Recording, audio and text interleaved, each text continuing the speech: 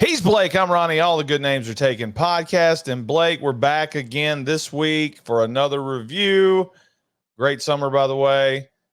And it's going to be a good one this week, Blake. Hulk Hogan, or is it Terry Hulk Hogan? It's Terry Hulk Hogan.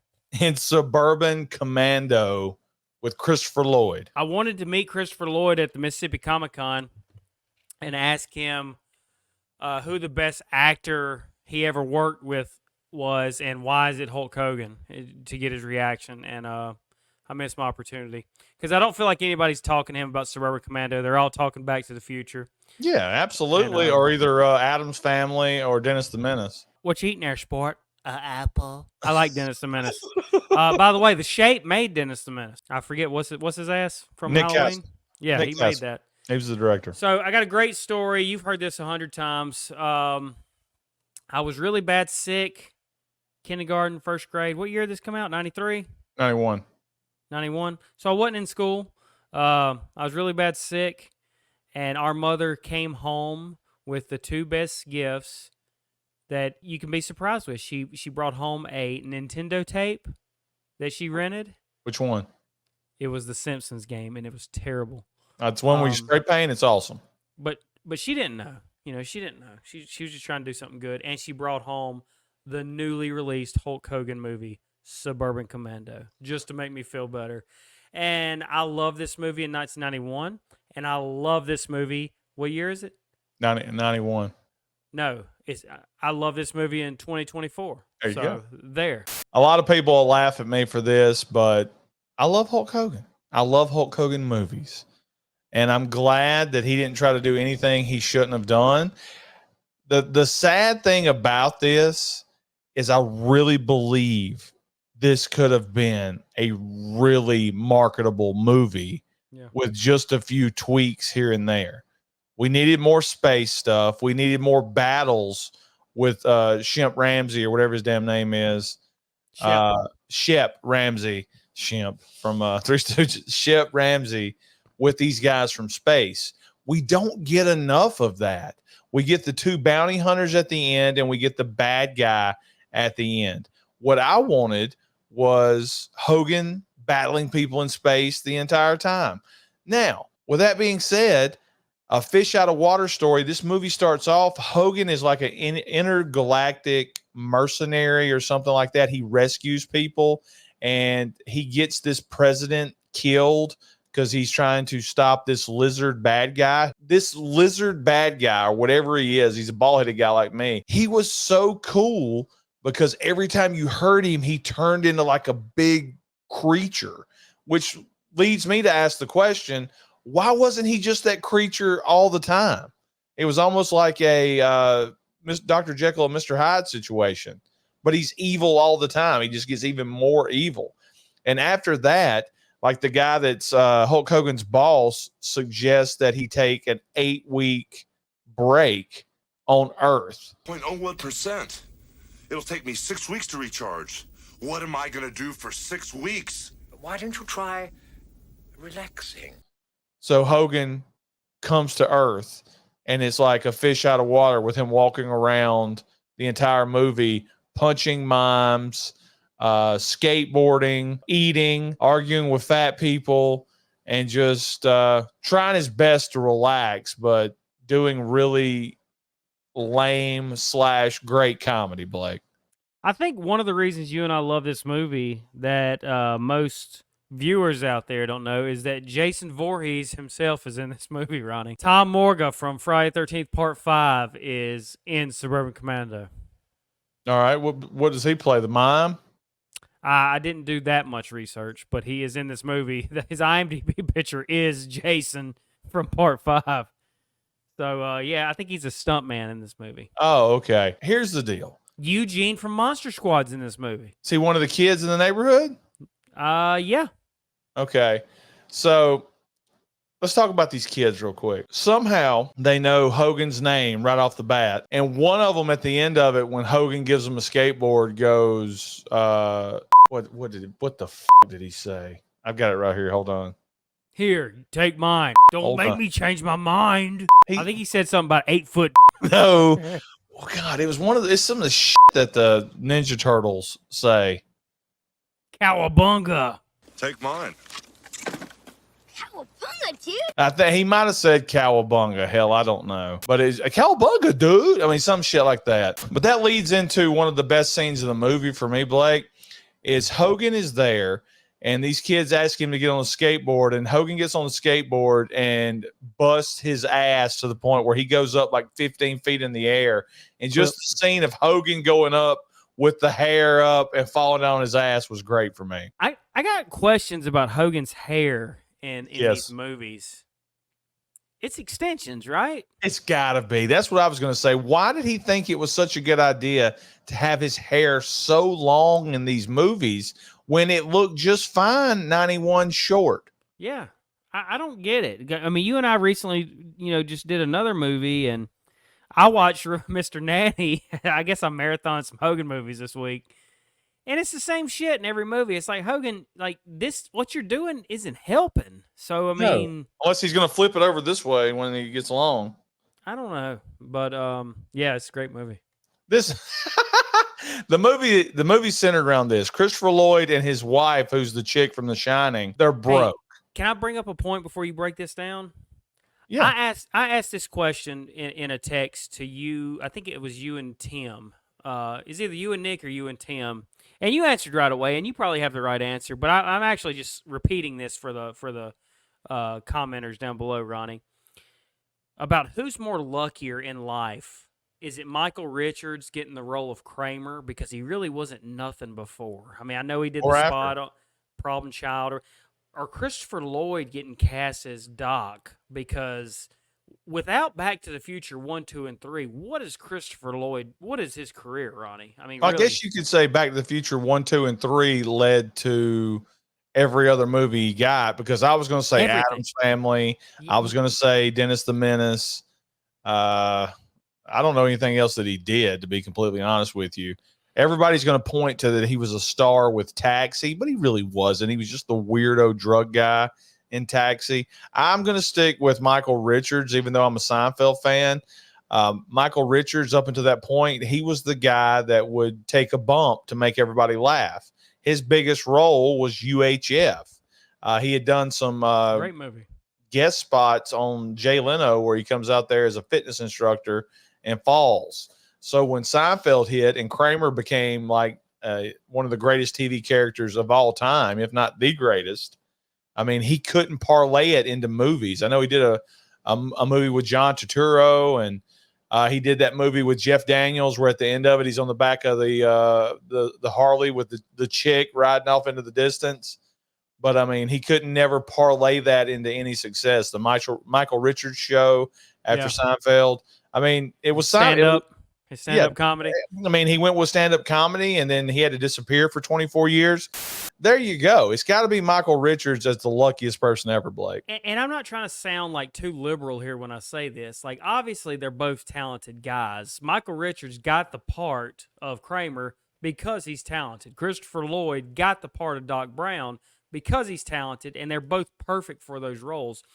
And obviously Michael Richards made more money with Seinfeld than Lloyd made with Back to the Future. It's not like a money thing I'm asking. I guess how I'm going to word it is, if you take those roles away from those two actors, who has the bigger career, Ronnie? They're both sucking on OnlyFans. Great Scott! Giddy up. So Christopher Lloyd and his wife are low on money. Larry Miller's in this movie as the asshole boss, playing the same character he plays in every other movie. I tweeted this the other day, Ronnie. Larry Miller may be more impressive than Samuel Jackson and Woody Harrelson as far as showing up in movies and TV shows. That son of a bitch is in everything. And he's always good. Yeah. He's always good. Like, I mean, give me a bad role he's in, Ronnie. He's always really good. He always plays the butthole to perfection. Christopher Lloyd, his character is afraid to take action. The wife knows it. He knows it. He's afraid to take a chance. He wants a raise. He won't ask for a raise. And because the wife knows that, she turns his, what is it, Blake, his workshop? workshop. Yeah, into an extra bedroom. So when he comes home, she has rented it out to Hulk Hogan. I'm here to rent the apartment. And he's spying on Hulk Hogan. He sees that he's got space weapons. He follows him to his spaceship that's charging. It's going to take 8 weeks to charge. He steals his shit. He stops some people from robbing a bank. He's the reason the Undertaker and the guy from Let It Ride who guarded the rail come and get Hogan as intergalactic bounty hunters. At the end of it, actually saving Hulk Hogan's life from the bad guy gives him the outlook on life that now he can actually have some courage. And he tells Larry Miller to kiss his ass at the end of it. He's out of there. There was one gag where he's always going to work every morning and he always stops at the red light because he's scared to death to run it because he doesn't like taking chances. And then at the very end of the movie, he goes through the red light and then shoots it down with his laser cannon that Hulk Hogan let him keep. And the only question I looked over to my wife and said is, why the hell is he going to work? He just quit. So it didn't make a lot of sense. Maybe he wasn't going to work. Maybe he was going job hunting, Ronnie. I mean, you got to give him the benefit of the doubt. You got to get up early if you're going to get those jobs. But I got a question for you. If I fix this storage building up and I rent it out as an apartment, am I required to cook supper for the guy that lives in this thing? No, you're absolutely not. But they cook supper for him and let him come eat with everybody. That just blows my mind. Maybe it's because we're in the South. I mean, people who live everywhere else in the world, is that normal? I mean, if you're a landlord, are you cooking for the person that lives there? Is it okay to have more? Hogan's walking around town and he sees a dog that's locked in a hot car. So he grabs the owner and strips the clothes off of him and puts him naked in the hot car. Owner is a candidate for ugliest in the movie, too. Steals his clothes. So he's wearing his clothes the rest of the movie. Personally, besides the skateboarding scene, my favorite scene in the whole movie is when the old lady's checking the cantaloupes and Hogan walks up and she goes, the soft ones are the best ones. The softer, the better, I always say. Wow, I found a good one. And he grabs it and he squeezes it and the shit goes into her face. And she does that what Blake's doing right now, the shake. That is the best scene in this entire movie. It is great. And that's all I have to say about this movie, Blake. Undertaker's in it. He's got a kid voice. You're a dead man, Ramsey. At the end of it, Hogan and Christopher Lloyd double team the Lizard Man and kill him. And everybody. And as a young wrestling fan, what a fantastic little thing there at the end when they let Undertaker talk and it's a kid voice. You're a dead man, Ramsey. I mean, is that the most iconic part of the movie? You're a dead man, Ramsey. That is the most, what's the word I'm looking for? That is the most memorable. That is the most memorable part of this movie is you're a dead man, Ramsey. Hey, Ronnie, and maybe this is another video, but Hulk Hogan's character names, Shep Ramsey, Hurricane Spencer, Sean Armstrong. Rip. Pretty good, right? Rip. Yeah. I mean, he's got some really good character names. Yep. That fat guy from 10 Cups in this movie, he's the neighbor of Christopher Lloyd. And they're always fixing race cars and shit out there. And Christopher Lloyd can never pull into his driveway. And Hogan grabs one of the cars and moves it out of the way. And that guy comes, hey. What are you, nuts? This is the 90s. We're going to sue you. Yeah, that's Earl from 10 Cup. He's Theo from Son-in-Law. He's just about every voice in King of the Hill. But gosh, I just had it. I was about to say we know him from Stop Him, Mama Shoot. He gets hit in the head. Con Air. At the beginning of Con Air. Cameron, this fella's dead. Damn, he's dead. This guy here's dead. He was also dead. He was in Mask with Cher and the guy that should have been in Back to the Future. There's a car that keeps circling Christopher Lloyd's block. It's like a Trans Am or either an IROC going 800 miles an hour, and they almost run over Christopher Lloyd's son. And Hogan runs 3 blocks over and turns the car over and spins it. He does throw a skateboard into space. And my pick for ugliest person in this movie is the general that sits out in his truck in the front yard because he's got lizard eyes. Well, Like are we skipping ahead, Ronnie? What are we doing? You're messing with the format. I'm ready. I'm tired of talking about this. So what's your first good? I said it. Skateboard scene. Okay, so way to go in depth. Mine is going to be the character arc of Charlie. You mentioned it earlier. He's a total pussy. He's married to what could be the ugliest human on the planet. And Olive oil. he's just obsessed with Hogan. You know, as soon as Hogan moves in, he's obsessed with him. His size, just everything. And like you said, he's finding the weapons. He's snooping around. He sees Hogan chasing after the car. He follows it, and he's mesmerized by this guy. We get a glimpse of him wanting to be a hero. He steals Hogan's outfit. He saves a woman, but then he goes right back to being a pussy. Yeah. And then Antifreeze. Antifreeze. And then he's part of stopping the bank robbery, and then he goes back to being a pussy, and he gets frozen. And then he's trying to help Shep do the right thing, get these crystals so he can leave, and the bounty hunters will chase him away from Earth, and he gets around his boss, and he's back to being a pussy. So, but then at the end, I think where it turns, Ronnie, is he has a good speech, and I think it's underrated as far as a Hulk Hogan movie goes. He says, "Exactly, Shep. Your problem, not my problem. You brought all this here. We didn't ask for it. You came to my house and brought all these problems here. And now I'm expected to help you?" And Hogan's like, "You know what? You're right. This is my fight. Go. Take your family and go."